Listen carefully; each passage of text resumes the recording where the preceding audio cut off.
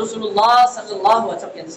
علیہ وآلہ وسلم فرماتے ہیں احب الاعمال الی اللہ ادومها وان قل. آپ نے فرمایا کہ اللہ کو سب سے زیادہ محبوب اور پسند اعمال وہ ہیں جو مداومت کے ساتھ ہمیشگی کے ساتھ کیے جائیں اگرچہ وہ مقدار میں کمی ہے۔ ایک آدمی ہے وہ 2 رکعت روزانہ پڑھتا ہے، میں مثال دے رہا ہوں، 2 رکعت روزانہ، لیکن پڑھتا وہ روزانہ ہے،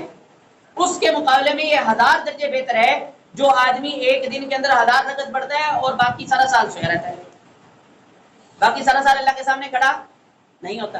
ایک آدمی ہے اس کو خیال پیدا ہوا کہ میں نے قرآن پاک کی تلاوت کرنی ہے، وہ تلاوت کے لیے بیٹھا اور بیٹھتے ہی اس نے پورے کا پورا قرآن پڑھ ڈالا، 8-9 گھنٹے لگائے اور اس نے پورے قرآن پاک کی تلاوت کر دی، بہت بڑا نیکی کا کام ہے۔ لیکن اس کے مقابلے میں ایک آدمی ہے جو ڈیلی پڑھتا ہے، لیکن 1 ورقہ پڑھتا ہے، 2 ورقے پڑھتا ہے، 1 پاؤ پڑھتا ہے، آدھا پارا پڑھتا ہے، لیکن ڈیلی پڑھتا ہے، استقامت کے ساتھ پڑھتا ہے اور تسلسل کے ساتھ پڑھتا ہے۔ تو اس حدیث کو دیکھا جائے تو نبی رحمت صلی اللہ علیہ وسلم فرماتے ہیں کہ پہلے شخص کے مقابلے میں دوسرے شخص کا عمل جو ہے وہ زیادہ بہتر ہے، اللہ کو زیادہ پسند ہے، اللہ کے ہاں اس کی زیادہ قدر ہے۔ اس لیے کہ ایک آدمی جو ایک ہی دن کے اندر اتنا بڑا عمل کر لے، اس نے ایک دن مشقت اٹھائی ہے، اس نے ایک دن اہتمام کیا ہے، لیکن دوسرا آدمی جو تسلسل کے ساتھ کر رہا ہے تو وہ تسلسل کے ساتھ اللہ کے سامنے حاضر ہو رہا ہے، وہ تسلسل کے ساتھ قرآن کھول رہا ہے، وہ استقامت کے ساتھ اللہ کے سامنے آ کے یہ نیکی کر رہا ہے۔ تو اس لیے حضور فرما رہے ہیں احب الاعمال الی اللہ ادومها وان قل، کہ اپنے اندر استقامت کی صفت پیدا کی جائے، اعمال مقدار کے اندر اگرچہ کم ہوں، زیادہ نہ بھی ہوں، کوئی مسئلہ نہیں، لیکن ہونے کیسے چاہیے؟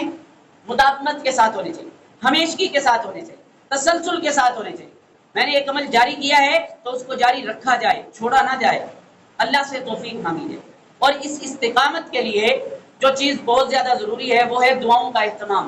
یہ استقامت دعاؤں کے بغیر، اللہ کی مدد کے بغیر حاصل نہیں ہوتی، بڑے بڑے پیچھے رہ جاتے ہیں، بڑے بڑے پیچھے رہ جاتے ہیں۔ استقامت کے لیے اللہ کی مدد اور نصرت اور اس سے مانگنا بہت زیادہ ضروری ہے۔ اس لیے قرآن پاک میں جو دعائیں منقول ہیں وہ عربی متن کے ساتھ آپ خود بھی یاد کریں، اپنے بچوں کو بھی یاد کروائیں اور اللہ تعالیٰ سے اپنی دعاؤں میں وہ مانگتے رہا کریں کہ اس سے عمل کی بار بار توفیق ملا کرتی ہے، توفیق ملتی رہتی ہے۔ اور رمضان کے بعد خاص طور پر جو دعائیں مانگنے والی ہیں ان میں سے ایک دعا ربنا افرغ علینا صبرا وثبت اقدامنا، اے اللہ ہمیں صبر عطا فرما اور ہمارے قدموں کو ان اعمال کے اوپر جما دیجیے۔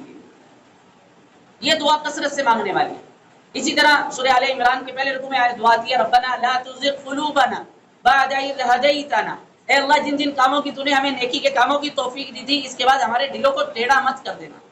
ان کی توفیق سے خالی مت کر دینا، ہمیں یہ توفیق دیے رکھنا، ہمیں ان اعمال کو جاری رکھنے کی توفیق عطا فرما۔ اور ایک دعا جو رسول اللہ صلی اللہ علیہ وسلم بھی کثرت سے مانگا کرتے تھے، آپ وہ کلمات یاد کر لیں، یا مقلب القلوب ثبت قلبی علی دینک، اے دلوں کو پھیرنے والے میرے دل کو نیکی کے اوپر جما دیجیے، میرے دل کو نیکی کی طرف راغب فرما دیجیے۔ اور اسی طرح حضور دعاؤں میں یہ دعا بھی مانگتے تھے اللہم انی اسألک الثبات فی الامر،